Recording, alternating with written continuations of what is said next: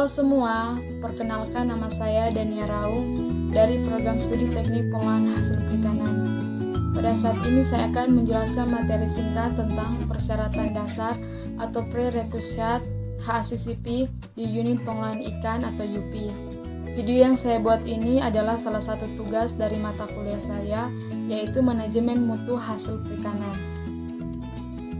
Sebelumnya saya akan menjelaskan pengertian tentang prerequisite menurut ISO 22000 pada tahun 2005, yang mengartikan bahwa dalam kutipan bahasa Inggrisnya yaitu basic condition and activities that are necessary to maintain a hygienic environment throughout the food chain suitable for the production, handling, and provision of safe end product and safe food for human consumption. Yang artinya adalah persyaratan dasar adalah kondisi dasar atau aktivitas dasar yang perlu dilakukan untuk mempertahankan lingkungan yang higienis melalui rantai makanan yang cocok untuk proses penanganan dan ketentuan demi keamanan hasil produk akhir dan keamanan produk yang akan dikonsumsi oleh manusia. Dalam mendirikan unit pengolahan ikan atau UP, ada beberapa persyaratan yang harus dilakukan, yaitu persyaratan awal, persyaratan fisik, dan operasional. Untuk persyaratan awalnya yaitu meliputi lokasi dan lingkungan. Untuk lokasi, UP tidak berada atau berdekatan dengan pemukiman penduduk, pabrik bahan kimia dan industri, pembuangan sampah atau limbah, dan daerah binatang pengganggu, serta daerah banjir. Salah satu faktor mengapa UP tidak boleh berada atau berdekatan dengan pemukiman penduduk, alasannya karena apabila UP menghasilkan limbah, takutnya akan mencemari daerah pemukiman penduduk atau penduduk sekitar. Selanjutnya adalah pasokan air.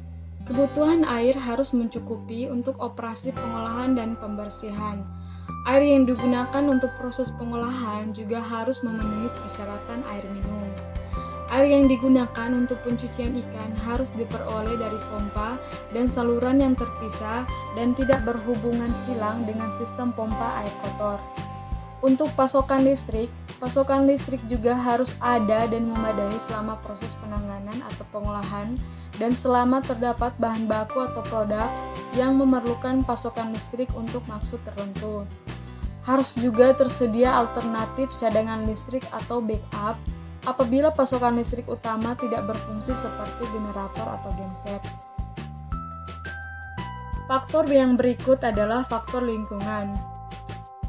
Lingkungan itu harus bersih dari rumput atau sampah untuk meminimalisir area tinggalnya hewan pengganggu. Dipavet atau aspal untuk meminimalisir kemungkinan debu, lumpur masuk ke pabrik. Mempunyai drainase atau saluran pembuangan yang dapat mencegah akumulasi air buangan masuk ke pabrik atau saluran pembuangan tersebut mengalir dari area bersih ke area kotor. Dan juga dipasang tembok atau pagar untuk mencegah pest masuk dan keamanan pabrik serta mengontrol akses masuk ke pabrik. Faktor yang kedua yaitu persyaratan fisik. Yang pertama yaitu bangunan. Persyaratan umumnya yang pertama yaitu desain dan tata letak harus mampu menghindari terjadinya hambatan penerapan sanitasi dan higienik, kontaminasi silang, dan kontaminasi dari luar. Untuk bahan yang digunakan untuk bangunan dan fasilitas seperti dinding, lantai, langit-langit, penerangan, ventilasi, dan lain-lain harus kuat dan tidak beracun atau mengkontaminasi makanan yang diolah. Permukaannya juga harus halus dan mudah dibersihkan, tidak menyerap air atau kedap air, serta tidak berpori. Untuk layoutnya atau tata letaknya, ada beberapa faktor yang harus dipertimbangkan. Yang pertama yaitu alur produk itu sendiri. Produk harus dapat mengalir secara efisien tanpa mengalami penundaan, maka risiko kontaminasi dapat dikurangi. Yang kedua yaitu kontaminasi silang. Faktor yang harus diperhatikan yaitu bahan baku ke produk akhir, ruang yang kotor ke ruang yang bersih, serta alat yang kotor ke alat yang bersih. Untuk perlindungan terhadap kontaminasi dari luar, harus menggunakan bahan yang diperbolehkan untuk fasilitas pengolahan makanan. Dilengkapi juga alat pencegah serangga tikus dan binatang pengganggu lainnya, seperti insect killer. Juga didesain untuk memperkecil resiko kontaminasi dari manusia. Persyaratan berikutnya yaitu persyaratan khusus. Ada beberapa faktor yang harus dipertimbangkan. Pertama yaitu ruang-ruang terpisah. Beberapa tahap pengolahan harus dipisahkan, misalnya pengolahan dingin dengan pengolahan panas, pengolahan kering dengan pengolahan basah, pengasapan dengan ruangan pengolahan lainnya, area bersih dan area kotor. Untuk ruang penyimpanan harus terpisah dari ruang pengolahan. Misalnya, bahan bukan makanan harus dipisahkan jauh dari bahan makanan. Bahan kimia dan bahan berbahaya harus disimpan dalam ruang khusus yang terkunci. Untuk beberapa ruang penyimpanan memerlukan kondisi khusus, misalnya tempat penyimpanan es dan cold storage memerlukan kontrol suhu. Ada juga limbah harus disimpan jauh dari benda apapun. Yang selanjutnya yaitu lantai. Lantai ruangan yang digunakan untuk pekerjaan basah harus mempunyai kemiringan yang cukup atau minimal 3 derajat. Terbuat dari bahan yang kedap air, tahan bahan kimia. Permukaannya juga harus halus dan rata serta mudah dibersihkan. Pertemuan antara lantai dan dinding harus melengkung, tidak membentuk sudut. Untuk dindingnya sendiri, dinding bagian dalam yang digunakan untuk pekerjaan basah harus dibuat dari bahan kedap air. Permukaannya rata dan halus serta berwarna terang. Bagian dinding sampai dengan ketinggian 1,5 meter dari lantai harus dibuat dari bahan khusus yang mudah dibersihkan, misalnya keramik, porselen, dan pada bagian tersebut tidak boleh ditempatkan sesuatu yang dapat mengganggu operasi pembersihan. Selanjutnya yaitu langit-langit. Ruangan tempat pengolahan harus mempunyai langit-langit atau plafon yang tidak retak, tidak bercelah, tidak terdapat tonjolan dan sambungan yang terbuka. Terbuat dari bahan yang kedap air, berwarna terang, permukaannya rata dan halus, serta mudah dibersihkan. Tidak boleh ada pipa-pipa yang terlihat di atas tempat ikan diolah, serta tinggi langit-langit minimal 3 meter. Yang selanjutnya yaitu pintu dan jendela. Pintu harus dibuat dari atau dilapisi bahan yang tahan karat, permukaannya halus dan rata, kedap air, serta mudah dibersihkan. Konstruksi pintu harus dirancang untuk dapat membuka dan menutup sendiri.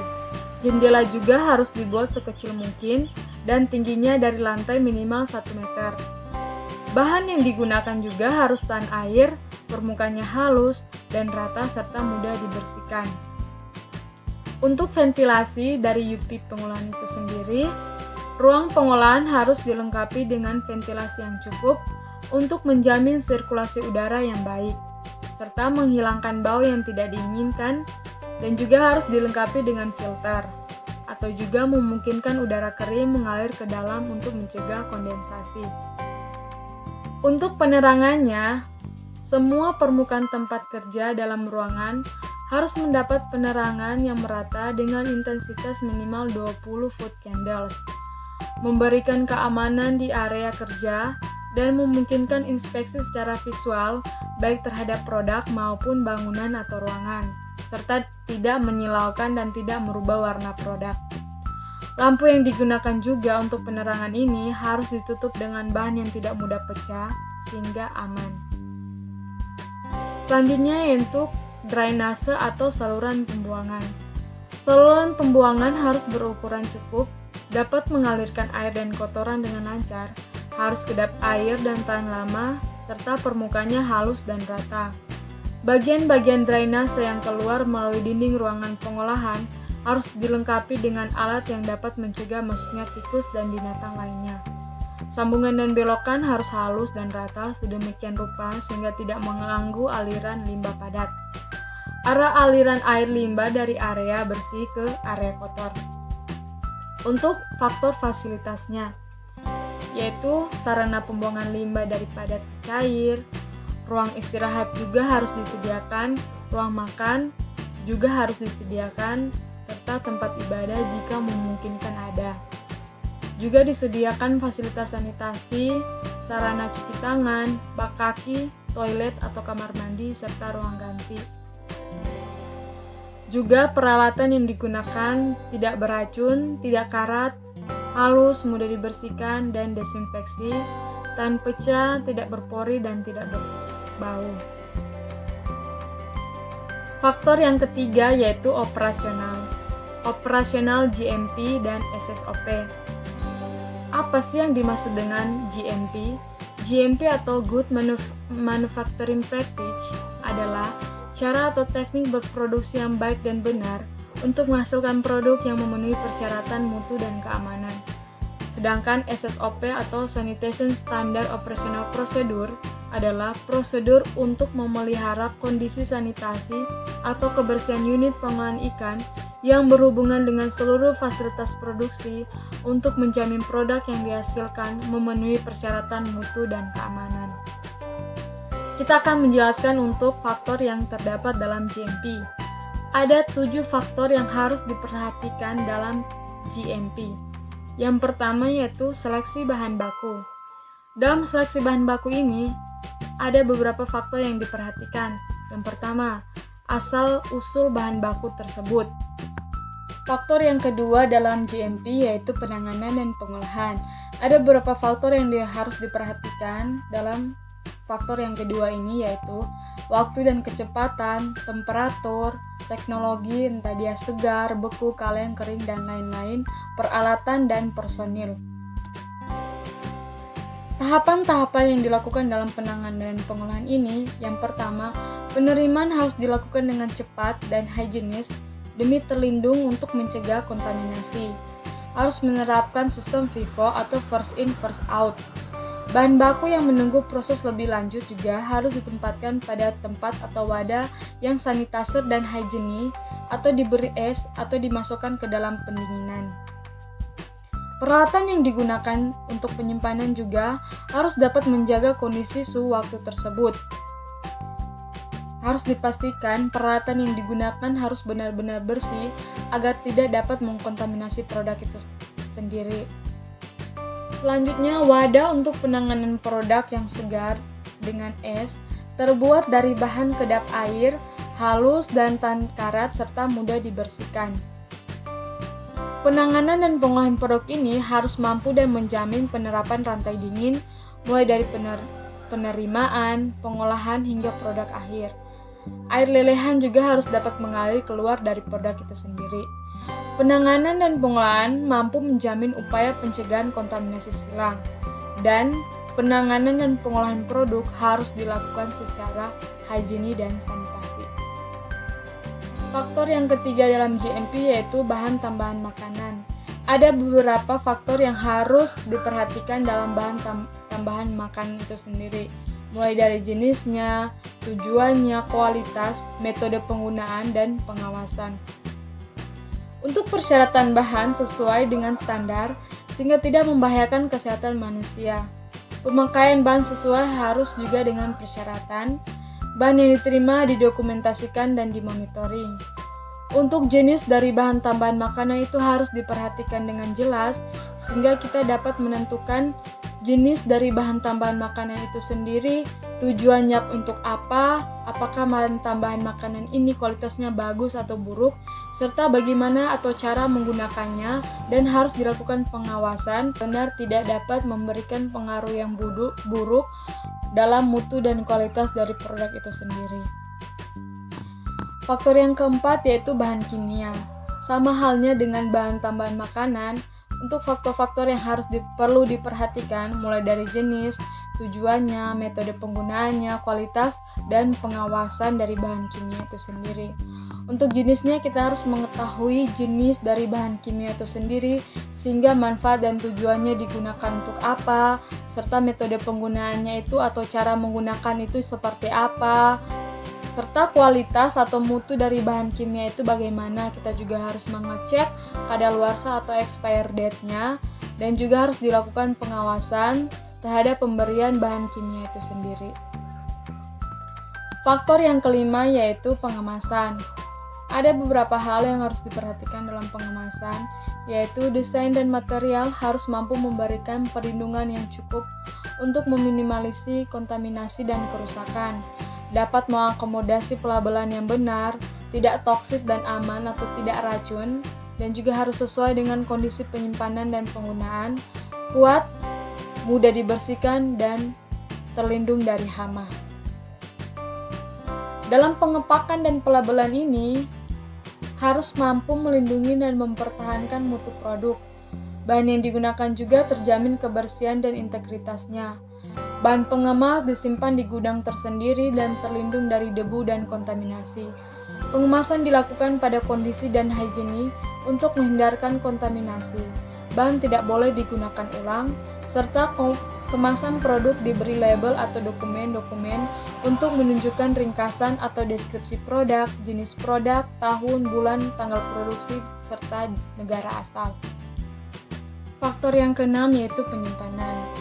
Hal-hal yang harus diperhatikan dalam faktor penyimpanan yaitu mulai dari jenis produk, teknik penyimpanan, lama penyimpanan, kondisi penyimpanan meliputi suhu, kelembapan, cahaya, dan lain-lain.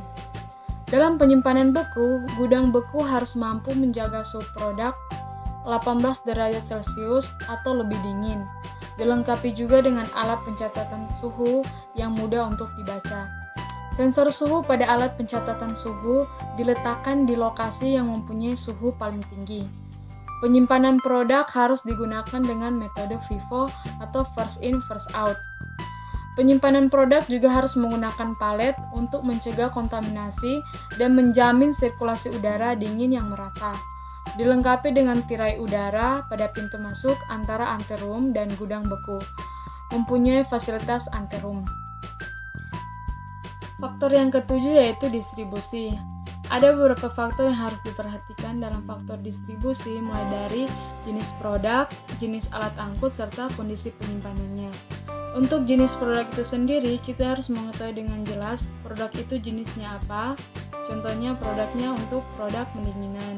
Jadi alat angkut yang digunakan itu, kondisi penyimpanannya itu harus dalam kondisi yang dingin sehingga dapat mempertahankan mutu dan kualitas dari produk itu sendiri. Selanjutnya untuk persyaratan operasional untuk SSOP atau Sanitation Standard Operational Procedure. Di dalam SSOP ada 8 kunci untuk SSOP itu sendiri. Saya akan menjelaskannya satu persatu. Yang pertama yaitu keamanan air dan es. Hal-hal yang harus diperhatikan dalam poin yang pertama ini adalah pasokan cukup untuk kegiatan pencucian, pembuatan es, ataupun produksi penguapan. Air laut bersih hanya digunakan untuk kegiatan yang tidak kontak langsung dengan produk, atau air laut ini tidak boleh digunakan untuk proses pencucian. Air juga harus dijaga dan dicegah dari terjadinya kontaminasi, serta harus dilakukan monitoring atau pengawasan mutu dan keamanan air pada titik pasokan dan penggunaan. Juga tidak ada hubungan silang antara instalasi air bersih dan air kotor. Yang poin yang kedua yaitu kondisi dan kebersihan sarana atau prasarana yang kontak langsung dengan produk. Hal-hal yang harus diperhatikan dari poin yang kedua ini yaitu permukaan peralatan yang kontak langsung dengan produk terbuat dari bahan yang tidak mudah berkarat dan tidak bereaksi dengan produk. Harus juga menggunakan pakaian kerja dan peralatan yang dijamin kebersihannya. Wadah yang digunakan misalnya keranjang, plastik, ataupun pisau harus dicuci dengan air bersih dan disinfektan menggunakan bahan yang diperbolehkan. Pakaian kerja juga harus dicuci setiap hari oleh perusahaan. Semua persyaratan wajib disimpan di tempat yang bersih. Poin yang ketiga yaitu pencegahan kontaminasi silang atau cross contamination. Hal-hal yang harus diperhatikan dari poin ketiga ini adalah mencegah kontaminasi produk atau bahan lain dari pabrik, misalnya konstruksi, desain dan layout, ataupun karyawan. Harus diperhatikan juga dari higienik karyawan, termasuk pakaian kerja, aktivitas, dan perilaku. Mencegah kontaminasi produk akhir oleh bahan baku, misalnya adanya pemisahan antara produk masak dan produk mentah. Kondisi sanitasi unit pengolahan harus diperhatikan juga dan peralatannya. Penyimpanan dan perawatan dari bahan pengemas itu sendiri juga harus diperhatikan.